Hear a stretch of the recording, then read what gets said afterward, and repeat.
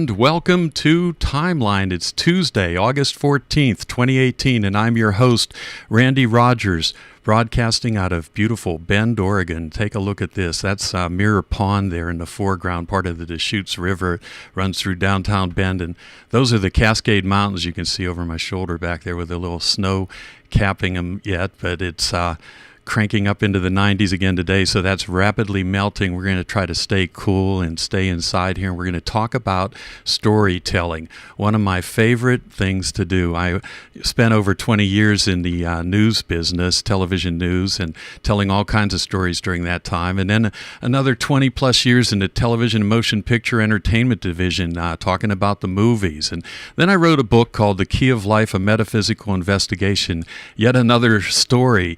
And it got me to thinking the other day that really our timeline is all about stories. From the moment we're born to we take our last breath, we're telling and collecting stories. And as we go along there collecting all those stories, it's something that some people can do really well, and other people have a hard time telling those stories.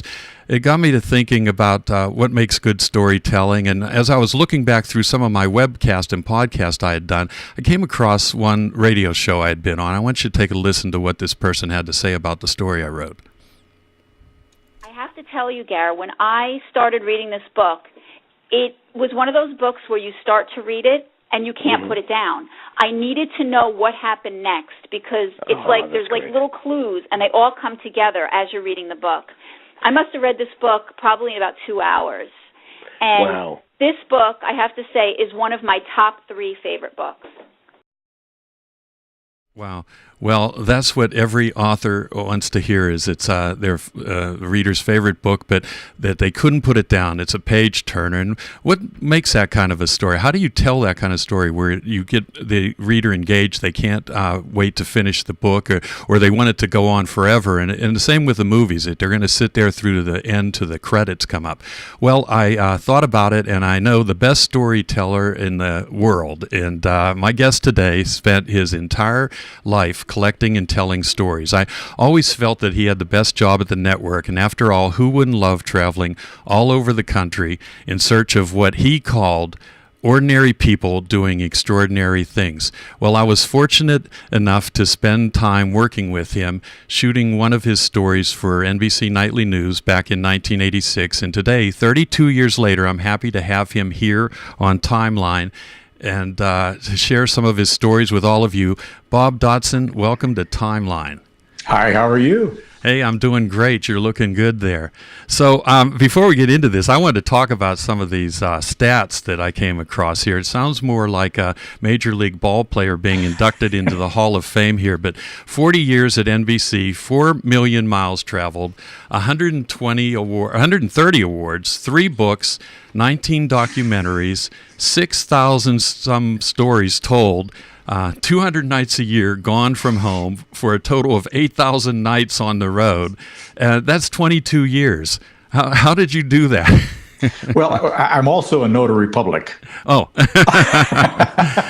But I don't know. I mean, the fact that somebody would pay me to go around the country on their nickel and hang out with people you would try to find when you're on vacation, I thought that was a pretty good vocation.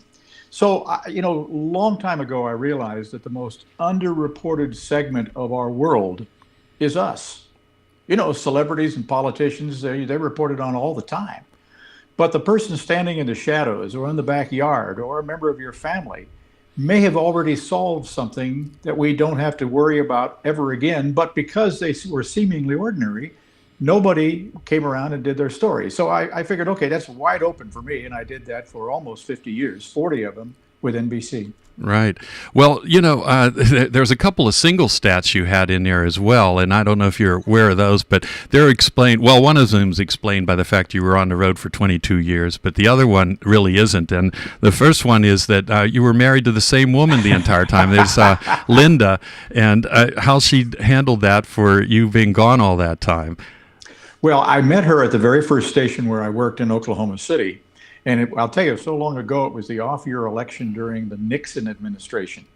And in those days, of course, everybody pitched in during a political election or campaign. Uh-huh. You didn't have to be in the news department. And the news director looked at me and he said, listen, you're going to be covering City Hall where they count the ballots.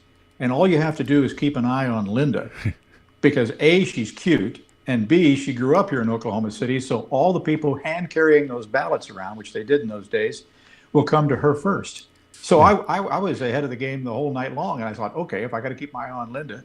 We just celebrated our 46th wedding anniversary. Right, 46 years. Well, the other single stat you had was, and that's explained by the fact you were gone 22 years, is you have only one daughter here, and that's Amy. So, and what's she doing? Well, she's got a better job than you or I ever had. She went off to school thinking she would do something else. Her mom was a rock and roll radio queen. I was mostly in media.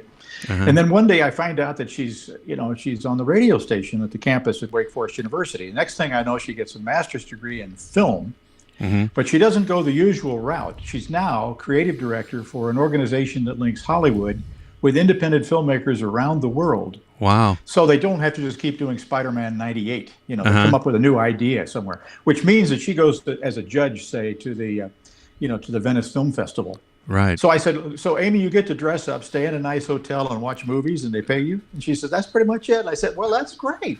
Yeah. Well, let's go back in and talk about how this all started for you. Now, you came over on the Mayflower, is that right?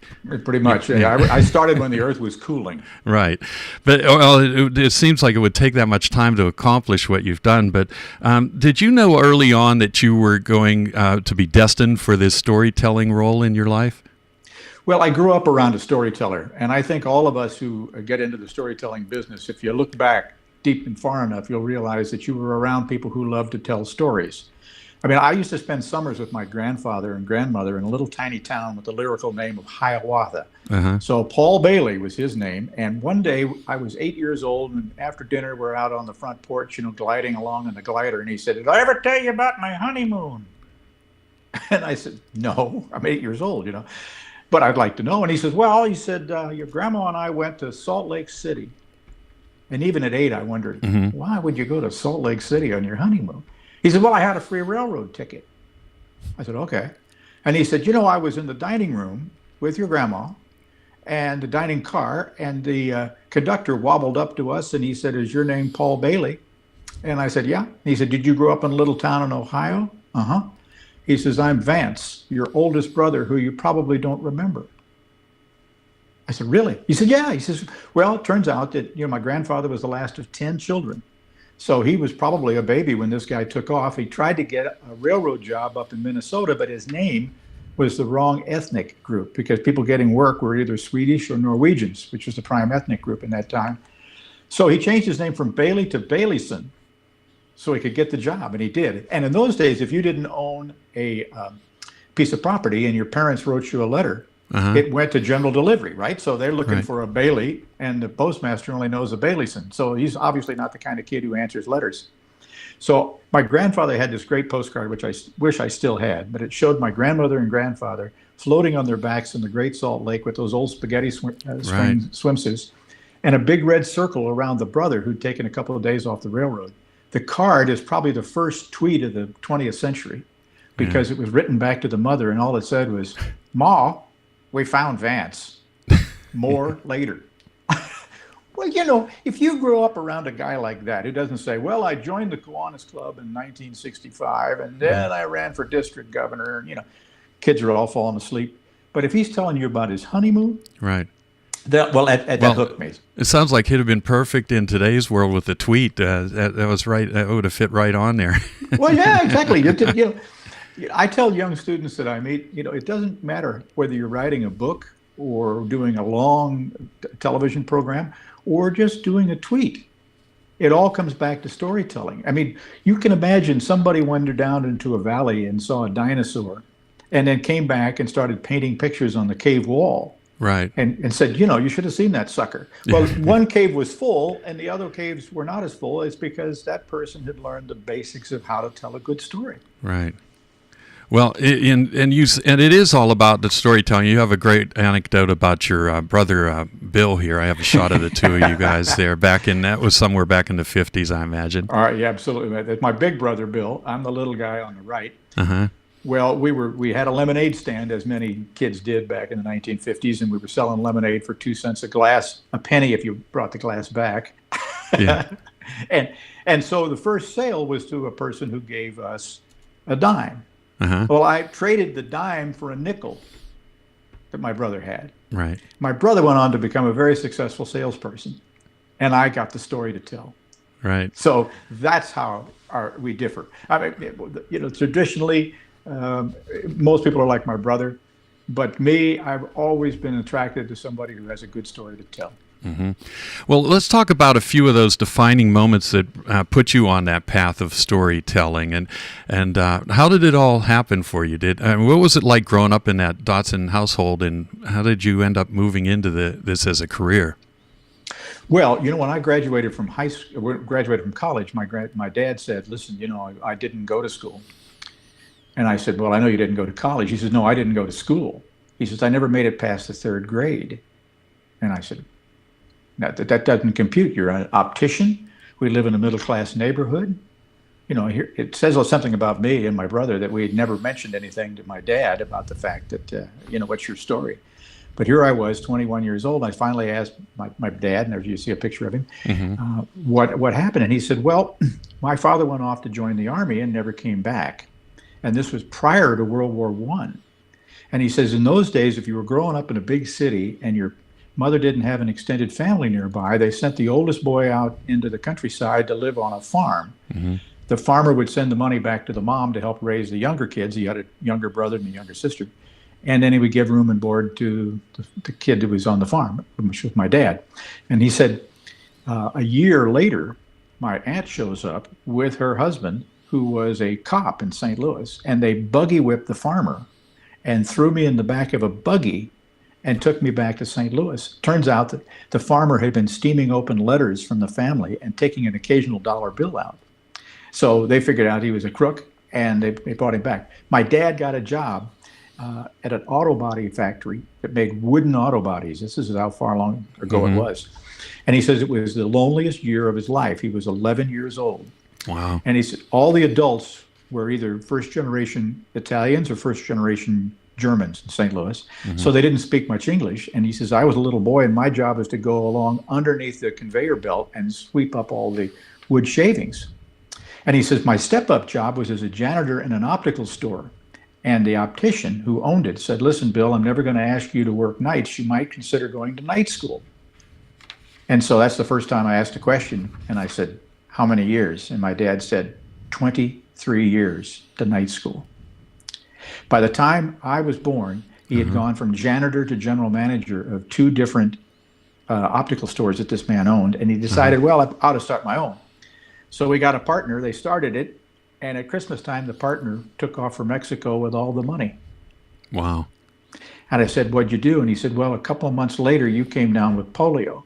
Yeah. So I just started again. Wow.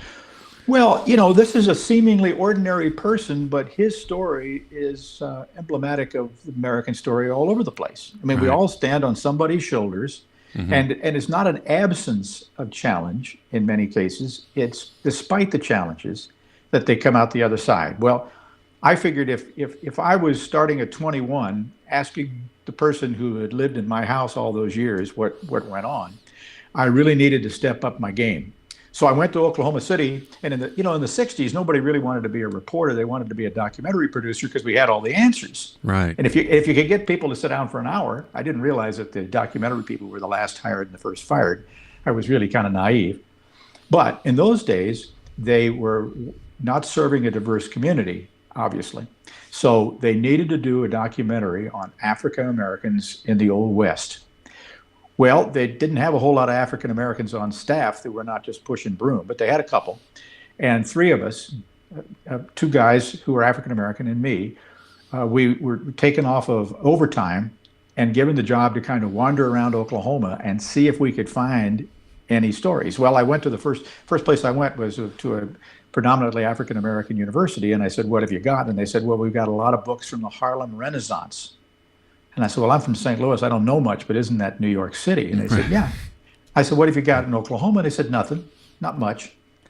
So fortunately, there was an early day Pathé newsreel photographer named Benny Kent, who was a great storyteller. So he took pictures of things he couldn't sell to New York, but he took it anyway. So he has pictures of Native Americans in three-piece suits running oil companies.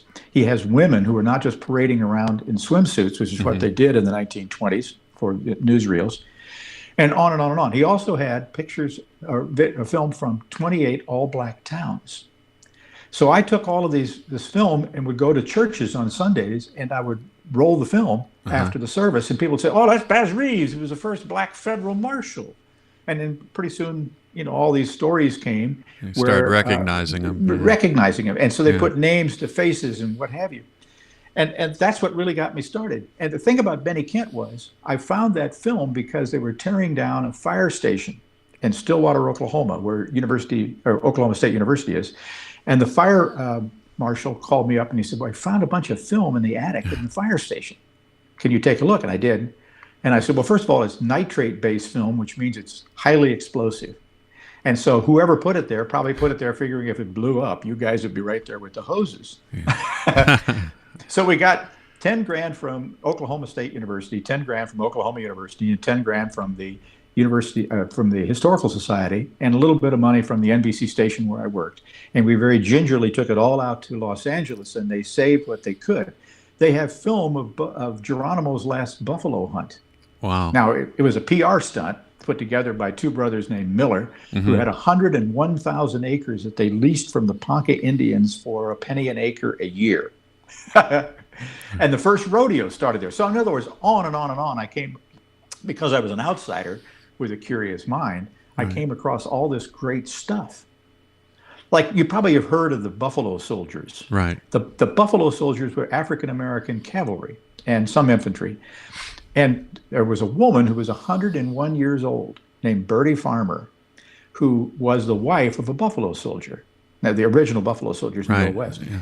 So she said, "You know what the happiest day of my husband's life was?" And I thought I'd kid her. I said, "Well, it's probably when he married you, because he was probably in his 60s and you were in your 20s, right?" And she said, "Well, that's true. I was in my 20s, and he was a little older gentleman."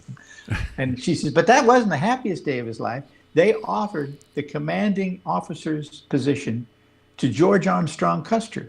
And Custer says, 'I don't want to lead no black soldiers.' And he says, so he went to the Little Bighorn, and my husband said, we went to Fort Sill, Oklahoma. Happiest day of our lives." Right.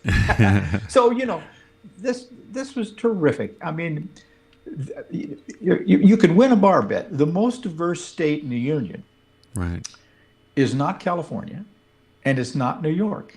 It is Oklahoma. Right. Because you had 134 different native tribes who were pushed into Oklahoma, which was known in the old days as Indian Territory. Right. Each of which culturally are as different as somebody from Turkey is from somebody from Finland. Now, Hollywood would have us believe they all go, la, la, la, la, la, but they don't, they're all different.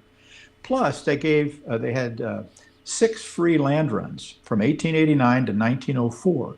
So if you were an immigrant from anywhere in the world and you couldn't afford a home in Bend, Oregon, you kept going until you lined up on an April morning, and then, gunshot went off and you went in and staked out free land. So in western Oklahoma, there's a lot of ghost towns like New Cologne and, New St. Petersburg, on and on and on, because people who were looking for the classic American immigrant experience and couldn't afford it ended up in Oklahoma. Now, they all talk like this today, but they all came from somewhere else. Right. Now, this ended up becoming a documentary series that you did, Through the Looking Glass Darkly. Now, the title, I'm imagining you took, that's a nod to Lewis Carroll there with The Looking Glass. That's right. And the reason why I did that is Lewis Carroll turns out to be one of my ancestors. Yeah, there's a shot of him. Yeah. His real name is Charles Dodson. Now, Dotson is my last name, D-O-T-S-O-N. Right. Japanese spell it D-A-T-S-U-N. There's D-O-B-S-O-N. A lot of people got their names changed, when it was written down. But Charles Dodson actually was the grandson of one of the first settlers in the colonies who married a Native American. And so they sent their child to England to college. And he wrote about all the tribes he could see on the boat as he went up the North American coast and that way over to England. And he stayed in England for many, many years, and eventually he came back to the probably United States by the time he came back. And he also was one of the first sociologists to show that most of the Indian tribes had disappeared because along the ocean, not because of fighting with the Europeans who came over, but because of illness that were brought by the Europeans, smallpox, disease, and that sort of thing. So their child, he ends up getting married here.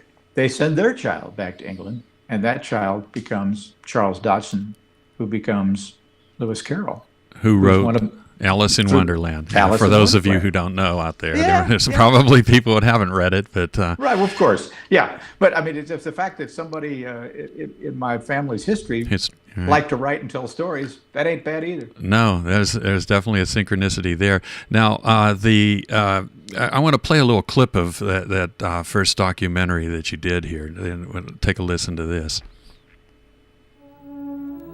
As always in the aftermath of war, thousands were set adrift by peace. This time, many were black. For most, the only home had been Army issue. Now that it was gone, there was no other, so they headed west. A savage tide was brewing in Oklahoma, and it would fall to the black man to cool the kettle. During the war, troops had been removed from the western edge of Indian Territory, and now Plains Indians were raiding the herds of the Chickasaws and the Choctaws. Bootleggers and horse thieves were entering illegally, and approaching white settlement was melting Oklahoma into a warpath.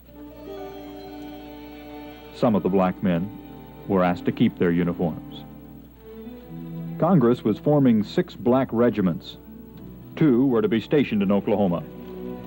General George Armstrong Custer was asked to command one of those regiments, but he refused, and in so doing set his path to the Little Bighorn 10 years later.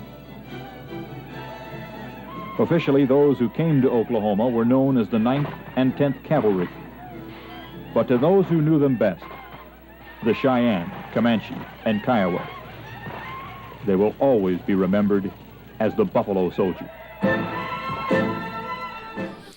Yeah, exciting stuff there, isn't it? I mean, that is so. I listened to that, and the one thing I was talking to a friend last night about you, and I said your delivery hasn't changed from there to now. You sound the same. You had a great delivery then. You continue to have it. Was there any improvement, or were you always just a great storyteller the whole way along? Or what do you think you've improved on over the years? Oh, I think the delivery has improved a lot. The thing that I learned early on, though, was that if you slow down, 2 things happen. People only understand short sentences.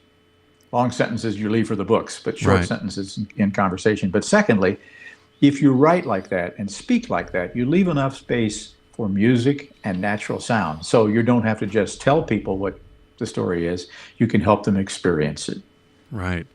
Well, and you said there. I mean, I know you have a 4 elements that you say are essential to a good story, and I want you to talk about what those are, because people tell stories, and there's people that you just start yawning and want to walk away, and then other ones you're hanging on every word. And what makes that are these 4 elements that you ascribe to, that you say that are essential to telling that good story. What are they? Well, in journalism school, they teach you who, what, when, where, and why. But that's just to get the reporting building blocks to tell the story. When I sit down to tell a story, I ask myself, okay, first of all, hey, get their attention. A good mystery writer has the body dead on page 3. You don't wait 6 chapters to find out what's going on. Hey, you get their attention. And then a storyteller goes, you. Hey, you. This story may be a train derailment in Bend, Oregon, but this is why you would care in Chicago, Illinois, because it's really about you. In other words, you find the universal link early on. Hey, you get their attention. You say, this is a story about you. It may be a topic that you're not familiar with, but it is about your life. Hey, you. And then the third thing is hey, you see, rather. Hey, you see, this is what I've found. Now, a storyteller connects the seemingly unconnected. That's the key to it. Because you probably have heard it 1,000 times before, or you've clicked away in your mind because it's not interesting. But if a storyteller starts linking things that you hadn't considered might go together, then you get hooked. And I think the definition of a good storyteller is someone who can tell you something that you might have missed even standing next to them. Right. So that's it. Hey, you get their attention. You, this story's about you. See, this is what I've found. And then finally, so why should you care? Why should you spend your time with me, whether it's a 140 character tweet or a book or a 2-hour documentary? People talk about spending time. Right. So it's very precious to them. So you have to tie it together. So why should you care? What's the point of your story? Not what your story is about, but where are you going with it? Because otherwise it stays a topic all the way through. I mean, how many times, and you probably had the same thing, where people come up to you and they say, you ought to do a story about sailboats. And I'll go say, okay, what about them? Well, I don't know, but I love sailboats. Well, of course, if you love sailboats, you figure that your next door neighbor is going to love sailboats. But they're not going to love it until you hook them on the point. And I got that almost immediately when I was a young person doing Through the Looking Glass Darkly, because most people in those days didn't think they wanted to sit around for an hour and a half and listen to the history of African Americans. I mean, we see echoes of that today, right? But if you can find the right people to tell the stories, and you get them, the audience, so absorbed in the stories, they don't realize that this shouldn't be something of interest to them, because it really is of interest to them. They're hooked on it. And that's what I get. And that's how I got into NBC, because that particular documentary series won every major award there was, and won one of the first times a local station was ever given a national Emmy. And then NBC came calling and said, listen, would you like to come? But now this is the thing. When I got to work at NBC, and at my very first year working with the Today Show, they wouldn't let me do a story over a minute 10. Right. A minute 10. Here, hey, listen, I'm a documentary producer. They said, that's okay, but after a minute 10, you're off the air, because only live segments are going to go longer than that. And I said, okay. So rather than argue, I figured I would use all the documentary techniques, the natural sound, the good pictures, the storytelling we just talked about. And I would bring in every story at 59 seconds. So that every morning when every producer and every reporter would call up and say, hey, listen, I got this great thing and I need to go 2 minutes. And the boss would say, I'm sorry, you're done it in a minute 10. I'd say, here, you got 11 seconds back. And then while I was doing that for a full year, I would go to someone like you, Randy, but I was on the other coast, and I said, can I borrow your camera? Now, of course, it's a union shop and all that, but I said, I'm not doing anything. I'm just trying to learn. So I'd go off and I'd shoot something, and I'd come back and I'd sit down with an editor and I'd say, how can I make this better? And I'd sit down with the camera person. I'd say, and we spent months doing that. And I finally, first of all, I found a storyline. I can't even remember what it was yet, but something that would go longer than minute 10 for real, not just because I wanted to spend more time with the mayor. And so I finally had it in my back pocket. No, literally, it was on a video cassette in those days. And I walked into the boss's office and I said, I think I've got a story that could go more than a minute 10. Now, mind you, he's been watching 59-second pieces with beginning, middle, and ending, and emotion and all that sort of stuff. So he looked at me and he says, I'll give you 5 minutes, a 5-minute segment. From 1977 till I retired in 2015, despite all the changes in the way people told stories on network television, I had that 5-minute segment. And I asked him years later, I said, why? And he said, well, I figure if you could do it in 59 seconds, you had the right approach to telling stories. If you had longer time, you wouldn't just put yourself on camera that much longer so people could make you a star. You would actually have chapters, and it would have a beginning and a middle and cliffhangers and all the things that you see in a really good book or a great movie. So, I kind of tried to live up to that all those years, and it was fun. It was always a challenge.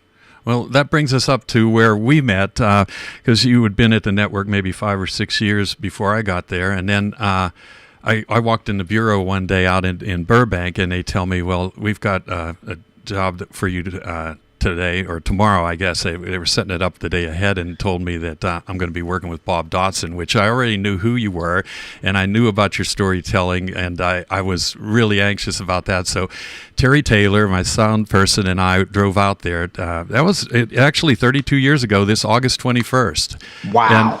And, if you can believe that, it's coming up in in another week or so. But we drove out there to meet you, and Dave Riggs was your producer at the time. And in fact, here I got a little surprise for you. Here I found my I don't know if I could show you this, my journal that I kept. I kept a journal the entire time I was working there that first summer of '86. And wow. I want to read you something that I wrote about you, and I'd like to read you the whole. I'll have to scan this and send it to you sometime, but. I wrote that we drove out there on August 21st, but then and we talked. We had dinner that night and talked about what we were going to do the next day. But then the next day, after we went out and shot some at the farm in the morning, we came back and we had dinner. And it said, and here's what I wrote about it. Bob, Dave, and I had dinner at the hotel. We had a nice talk about the network and our feelings about television news as a career. These guys really have their act together. They are the first people I've met that I know will make my pictures look better than I took them. And that was the truth. That was. I mean, when we were finished with that story, I knew I had nothing to worry about. And in fact, then the story went on to win an NPPA award for the photography in it and your storytelling as well. And it was just. It was a great experience being out there with you, because back then network was different. It was a 3-day shoot. First of all, we spent 3 days. We were immersed in the story. It wasn't one of these things where you blow into town and you just get the facts and you're out of town again before you even knew you were there. So, talk a little bit about what it was like working back in the early days of the network. They did give you a lot of leeway with your job. Well, one of my patron saints was Charles Kuralt, who some of your older viewers might remember. He did it On the Road, which is now Steve Hartman does the same thing for the CBS Evening News. So he was the first guy to kind of convince the people who sign paychecks that there might be stories between the bright lights. Mm-hmm. And his advice to me was, he said, and this is the days before GPS or cell phones or anything, and he said, never let the people in New York City know exactly where you are. Just come back with good stuff and they won't care. And so that's what I would do. I mean, in those days, we would go out maybe 2 weeks and we'd have 3 stories and hope to be able to find one better one in a region. And we'd shoot them, and then we'd come back, and that way I could actually stay married, and my daughter, would talk to me. But back and forth, I didn't have to do breaking news. If I had to, be yanked all the time to go off and do some hurricane, as you see today, right, it would never work. But so you really did have a chance to spend some time with the subject that you're doing a story on, and get a real sense of what it is, and then. The beauty of that was you could impart that in the story to the viewer. It wasn't just bang, bang, bang. Right.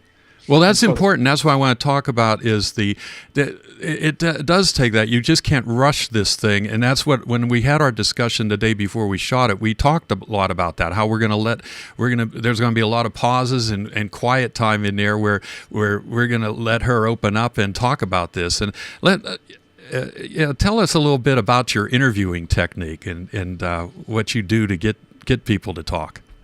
Well, I noticed that people always answer your questions in 3 parts. First, they answer the question they think you've asked, and then they explain their answer. And if you just wait a beat or 2 and don't just jump in with another question, but let them fill the silence, because if you've told somebody an answer and then they don't jump right in, you think, well, maybe they don't quite get it. And, and then they go, well, dummy, that's why I killed my wife. Well, you didn't even know they were a murderer when you sat down with them, but because they got, a little uncomfortable, they started to tell you things that you don't know them well enough to ask. And that's what you're hoping for. Because usually when you come and ask somebody a question and they know the television camera's there, they're going to go into their, their Chamber of Commerce answers, because they know the points that they want to make. Mm-hmm. But what you want maybe is something more than that. You want something that's a real emotion or a real thought. And that comes, I call it the rule of threes. If you wait for that little pause, then people generally jump in and the story goes a little deeper. Right. Well, yeah, that being a photographer, that was my biggest beef about people where people talk, where somebody's saying something when you're rolling on something and you know something's going to happen, and then somebody else jumps in and just blows the moment altogether. So being a photographer, it was always about keeping your mouth shut and just keeping the camera rolling. And so I'd sit outside. A lot of times they'd be in court with whatever was going on in court, and we couldn't be in there with a camera. I'd be sitting out on the bench out there with a person who was going to testify next.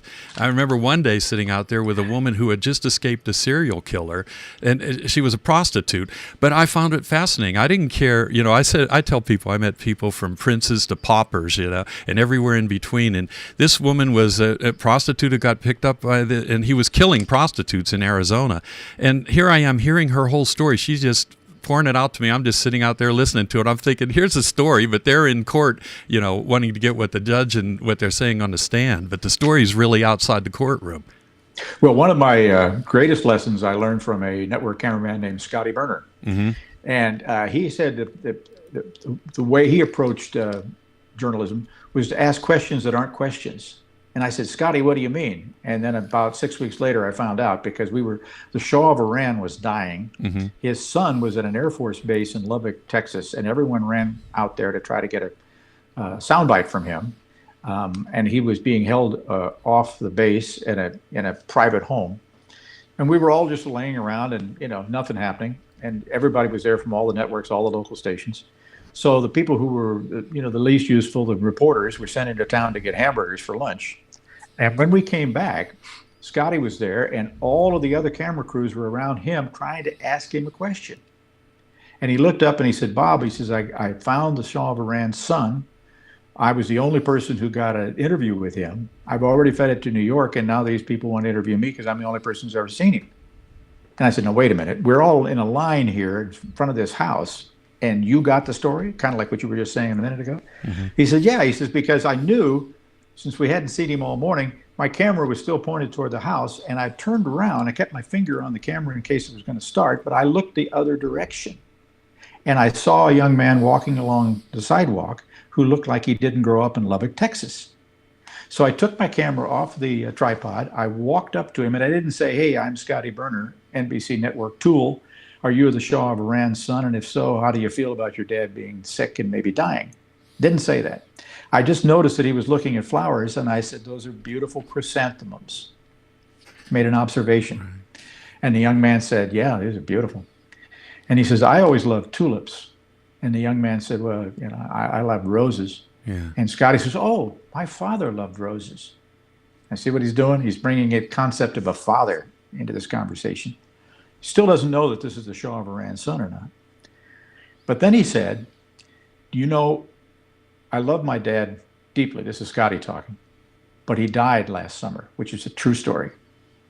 And then he didn't say, are you the Shah of Iran's kid? Do you love your dad? He just stopped talking. And of course, this young man filled the silence. And he went, soundbite, soundbite, soundbite, soundbite. Right, yeah.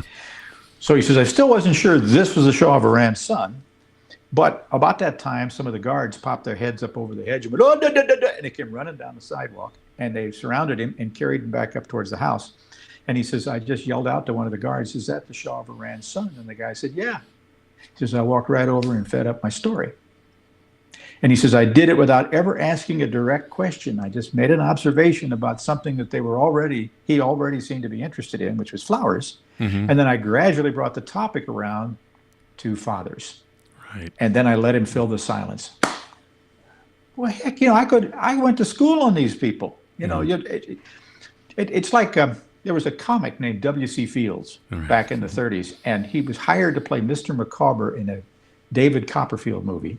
And he wanted to do a pool room scene. And both the director and the writer said, well, first of all, there were no pool rooms at this time. And besides that, I know you've done this at least 13 times in shorts, comic shorts. Why would you want to do 14 times? And he looked at the director and he says, because I'm getting better. And that's the key. I mean, the beautiful thing about learning how to be a storyteller is it's a craft. It is. And you can learn it. And so, if most people don't know how to tell a story, well, who cares? You might get a chance to go off on somebody else's nickel and have a good time and find a story and tell it. Right. Well, I want to play our story that we shot together here, so people I want people to listen to exactly see how this interview went along with the woman, and you're not going to hear Bob talking, but you're going to hear what she had to say for sure.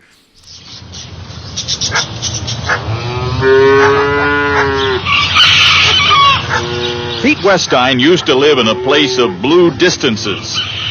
It is now a valley of prisons. 4 of them, nudging aside the cows and the quiet.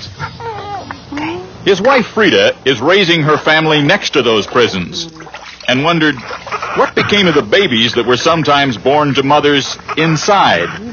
She said, I hear babies crying on the front doorstep, and she literally go out and look. Frida wrote the inmates, and they wrote back. She says, I need a friend. Hi. Sarah Arnold, serving time for arson, said she had 7 children. Her relatives could care for no more. Don't close your eyes. But she had more. I missed you so much. Huh? She became pregnant before she entered prison. Frida agreed to care for the baby until Sarah's release. Word got around. In less than 2 years, there have been 10 prison babies sleeping at the foot of her bed. I told her I didn't think that people did things like this anymore without a reason for doing it. Something behind it, financial gain or something. But it's obvious she doesn't do it for anything. You gotta steer it now. She has 8 children of her own, and 5 still live at home. But Frida accepts no pay. Friends donate clothes. Government programs supply milk, medicine, and some of the food. Is that good? Pete doesn't mind all these new babies. He grew up on a farm in Holland during World War II and watched his father feed the children who came knocking at the door. They were cold and hungry and barefoot in the snow. We can't turn our back on this. They're just like family. They're just like my own. But they are not. So each day she carts the kids off to prison and waits hours to make sure they will remember their real mothers. 6 babies are now back living with their moms. 1 died of crib death. She was 6.5 months old. Beautiful baby girl.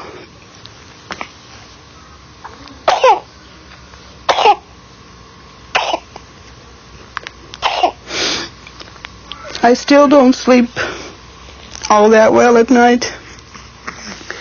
I wake up and I go check on all of them. I put my head real close to them and see if they're all breathing. And then I can go back to sleep. And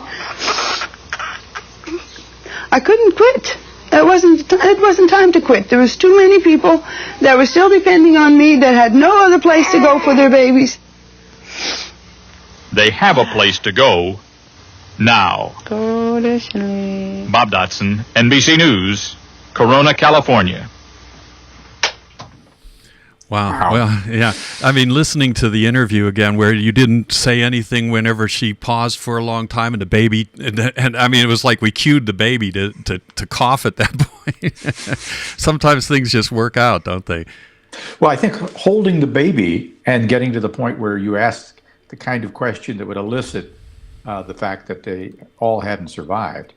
Mm-hmm. I mean, if she were just sitting there, in a kitchen chair by herself, that's a whole different thing. But holding that baby, it all came back, and it goes. Yeah. I mean, here it is, 3 decades later, and it comes right through the screen to us as if it were yesterday.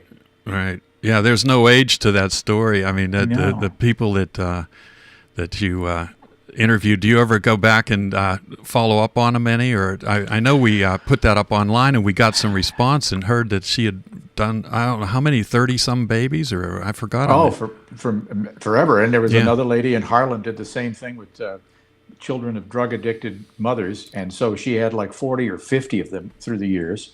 And the only thing she asked of the mothers was that they get off the drugs, and most of them did. So it's, yes, I mean, you do this as long as I did.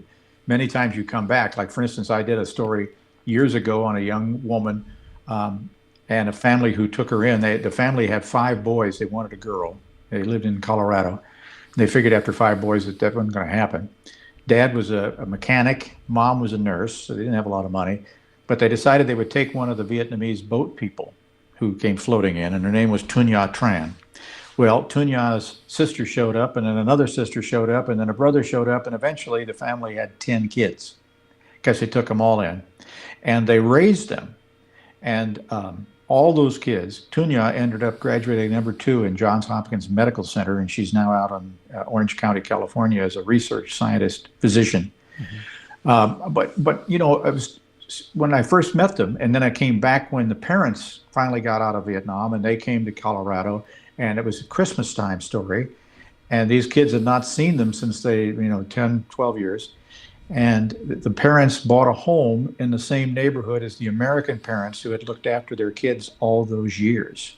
Well, I mean, admittedly, I felt like I was a member of the family, and I still get, Christmas cards from them and that kind of thing. But you can't help become connected to people. Right. And I love these stories because you notice there's a thread to all of them. It isn't just, okay, I have a lot of money, so I'm going to build a library to help people, or I'm going to knit sweaters for our troops overseas. Right. All of that's wonderful. But these are people who are faced with insurmountable challenges. Like, for instance, in the story we just saw, why would her husband go along with it? Well, we found out about the fact that he was in Holland during World War II with what was happening to kids over there. So everything happens because something happened before. And that's the essence of storytelling. So you need to be able to pour that into it. Otherwise, it's just a series of headlines that just float over, especially nowadays, when everything's around us constantly and on our phones and what have you. If you don't put context into it, who cares? Yeah.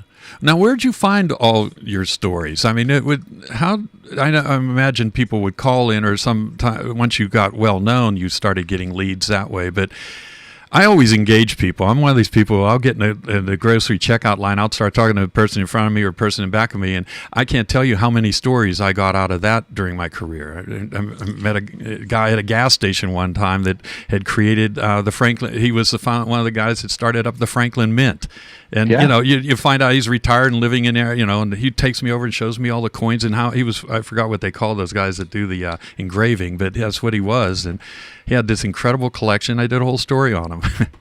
Well, I think the key to finding a good story, whether you're a reporter or just want to find a story to tell around the dinner table, is to realize that a really good storyteller does more listening than talking.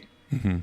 And why that is so important is, look at our political speech today. Yeah. People are just waiting to tell you one more time what they think, but they don't listen to the other side. Well, that's a political situation, but if you're a storyteller and you want to find a good story, it's sort of like when you were flying home at Thanksgiving and you had the center seat on Delta, mm-hmm. and you paid half an ounce of attention to that person sitting next to you, you found out about everything, about when their dog died and all that stuff. Well, 9 times out of 10, if you direct it correctly, you'll find something really interesting, like the Franklin Mint. But it becomes first about being actually curious and interested, and then people will tell you. Like, for instance, when I was doing that Black History that got me the story, got me the job at NBC, found out that one of the guys that was a black federal marshal for a judge out of Fort Smith, he was one of the few black federal marshals, was the inspiration for the Lone Ranger. Now, how did that happen? Well, the Lone Ranger was actually started as a radio show in Detroit. Right. And the person who wrote it grew up in Fort Smith. And he knew about Baz Reeves. Mm-hmm. And Baz Reeves had an Indian friend who traveled with him.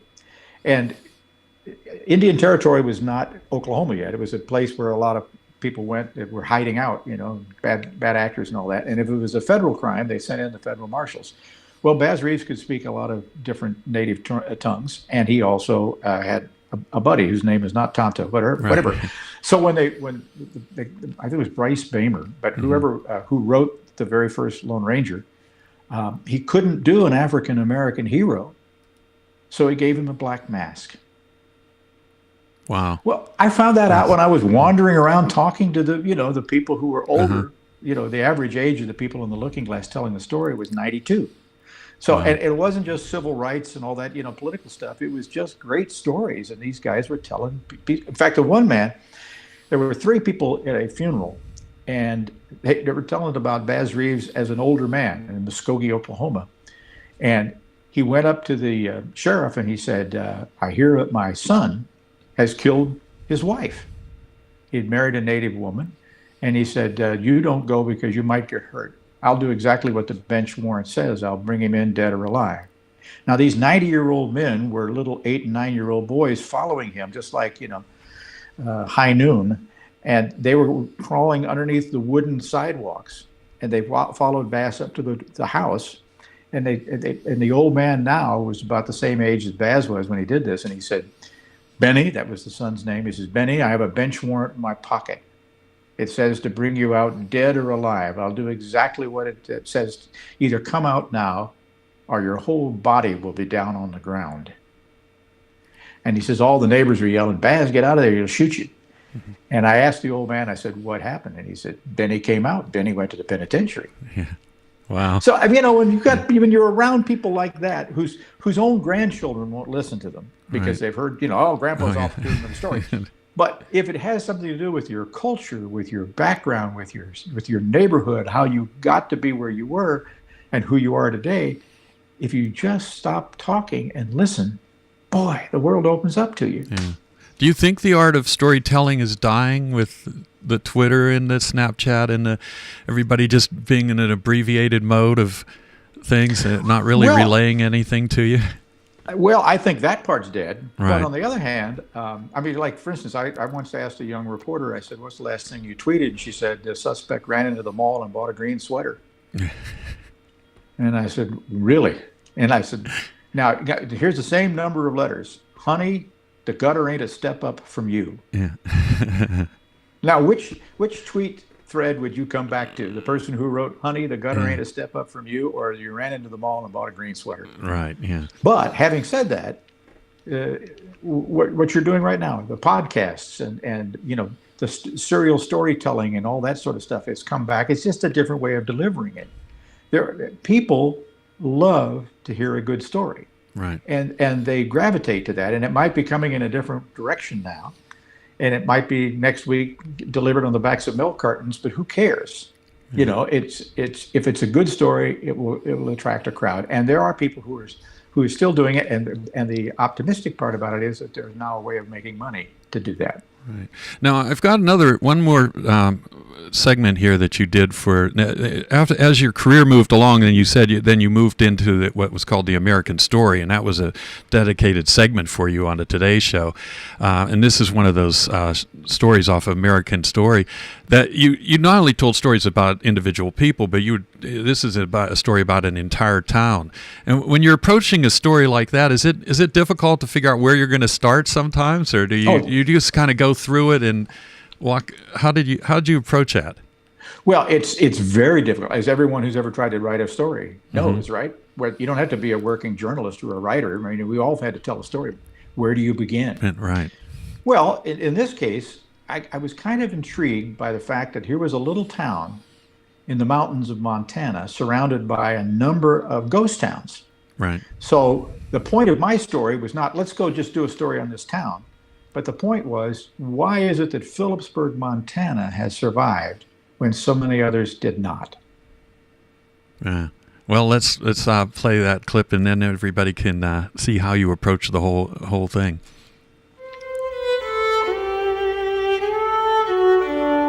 In this high mountain valley, far from the rest of us, is the kind of place America used to hear about, where people survive without federal aid or giant corporations.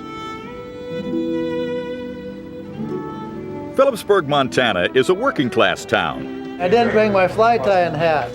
That gets things done the pioneer way, together. They're tough people. This is tough country, tough jobs like mining, and they believed in the future. Even when the mines boomed and busted, and jobs came and went, and dreams soared and shattered. Phillipsburg has always attracted people with intensity and drive. Its pioneers beat everyone to Montana's first silver mine, then built 30 houses in 30 days. This town is like a forge, and the people who live here have spirits of hammered steel. How else could a town of 900 build its own opera house? My Christian name is Nigel. Performers get costumes from the local thrift shop where neighbors sell hand-me-down clothing and housewares. What do you think? That's a deal. The money, There you go. Thank you. more than $1 million so far, helps keep the town's hospital running, You having much popping or grinding or anything in your knee? When I get up in the mornings, which the state once threatened to close. People here closely guard the things that make a town a town.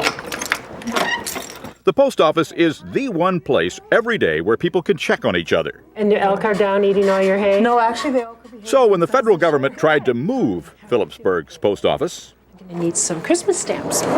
Judy Page led a successful fight to keep it downtown. We were afraid that this town was going to become another ghost town. Like the 29 nearby that have disappeared.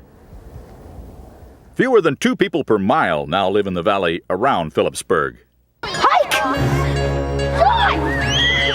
Only 100 kids go to its elementary school.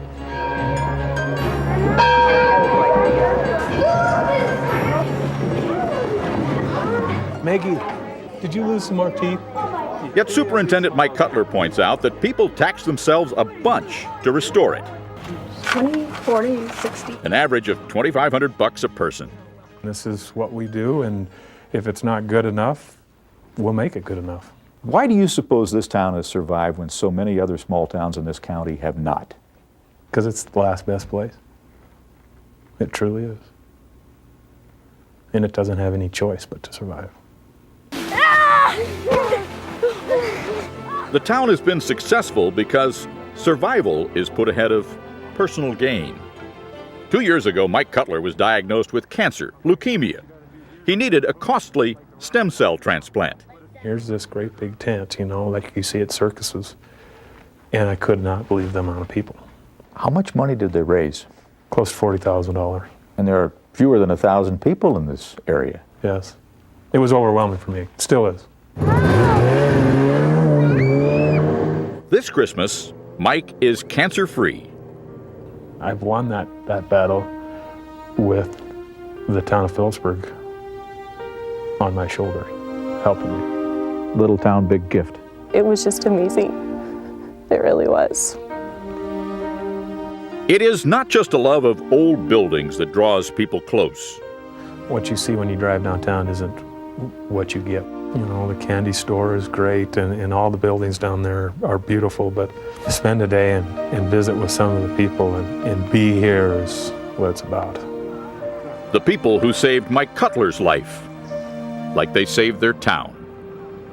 For today, Bob Dotson, NBC News, with an American story in Phillipsburg, Montana.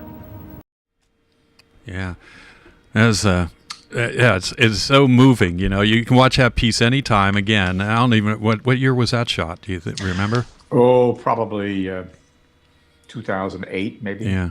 And the town's still kicking along there. Still going great. Well, and you know that underlying all that American story, both on the Today Show and the book that I wrote afterwards and all that, it is a theme of why America became America. Right. Good, bad, and indifferent. You know, I don't do feature stories. I do investigative reporting on seemingly ordinary people who have solved something. And so constantly the question it becomes is, how come there are places like Phillipsburg, Montana that exist and work today, even though, given our political climate, you'd think that nothing works in this country. Well, I've been at the grass level for half a century, and at that level, it continues to work and always will. I'll give you one quick example. It has nothing to do with America per se, but 2,000 years before the birth of Jesus, 4 guys who we now call plumbers figured out how to put a toilet inside a castle. And the king of Cyprus had indoor plumbing. The closest we got to it as a society, again, was during the Roman Empire, except that a bunch of guys came down from Asia Minor on a Friday night and sacked Rome, and so they forgot about how to do it. Nobody wrote it down because these people were not kings and queens. Now, they'd invented indoor plumbing, but who was going to write that down?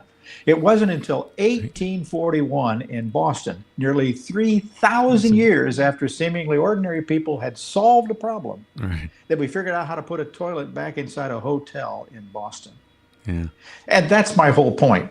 If we don't report as individuals on people in our backyards or our great aunt or our brother or somebody down the street who has solved a problem. If we haven't investigated on how things, then we have to come up every generation and start anew and be overwhelmed by our politicians who tell us that everything's going to hell in a basket and we can't solve it. And then everybody's at loggerheads when in reality, in the shadow of the mirror that reflects celebrity and power are people like my father who just after being served dirt sandwich after dirt sandwich was the reason that I had the life that I had. Right. Well, I want to talk about where you're going to be here before we wrap it up here today. But some of you are available out there. You have a few things coming up. The first one is October 7th this year at noon. You're going to be over at the Carl Sandburg Home of National Historic Site. That's down in North Carolina there, and there's a website there. So if I guess they can come by. What are you going to be doing there? Well, I mean, this is a place where, it's where Carl Sandburg, who was one of our greatest poets, actually wrote. I always thought he lived in Chicago because he was talking about hog butchers of the world and all that. But I found out from poets. I also did a story up in New England with Robert Frost in a house that he used to live in, which they let poets live in today in the summertime, that poetry is written looking in, not looking out. Mm-hmm. And so if someone's had an experience, could be 5 years ago, 10 years ago, that ends up as poetry because it's molded into their minds. And that's that's the same way. This is where Robert Frost lived all those years. It was just near Asheville. Mm-hmm. And so I'm going to be coming in and speaking to a group there. So you're going to talk. Okay. If you're there, and then in October, I'm going to be back out on your side of the country. Right. And you are. Yeah, mm-hmm. And Azusa Pacific University, October the 14th, I believe. Yeah, it's a Monday night. Mm-hmm. They're dedicating a new communications building. So they wanted me to come out and talk about the American story. So I'll be in the Los Angeles area, California. LA. Okay. Yeah. And then you're doing this storytelling cruise here. Oh yeah. That's the big thing. That's why I want to get out there because if people want to really be up close and personal with you, this is the way to do it. Well, how much fun would it be to travel with a storyteller? Right. I mean, everyone goes on these cruises and what have you, and especially through Europe, and they wander over to the pretty downtown, and then they go up to the castle, and they hear the story, all of which is great. But wouldn't it be neat to find other stories that aren't necessarily so obvious? And so you can go with the crowd, or you can go with me. And so we're going to start in Budapest, we're going to go to Vienna, and we're going to go. It ended up in Prague. Mm-hmm. And float mostly along the Danube in a beautiful little cruiser. So anybody who wants to come, there's a website there that'll be terrific. I'd love to have you. And then I wanted to put up. Well, the other thing I didn't even talk about were the 3 books that you wrote, and those are out there on the. And one of them is actually will help you with your writing, to make it memorable. Gives you all kinds of tips on writing and packaging visual stories with style. And the American story became a New York Times bestseller. That's still selling pretty well, even though it's 3 years old. Yeah, that's got all your stories in it. Yeah. Well, and the thing is the hardest thing for me when I sat down to write a book, because especially one that they expected, to actually sell, was you can't just do all the old stories and then, it's just people like you and me getting together saying, you remember, and maybe not the people who are reading it would care. So I had to find out that what's my architecture, what's my theme, and that theme is how come America became America, and don't lose sight of the fact that there are people in the shadows who still make it work. Right. Well, Bob Dotson, thank you so much for being the guest on Timeline today, and we'll be looking forward to your next adventure. You ever thought about going into fiction writing?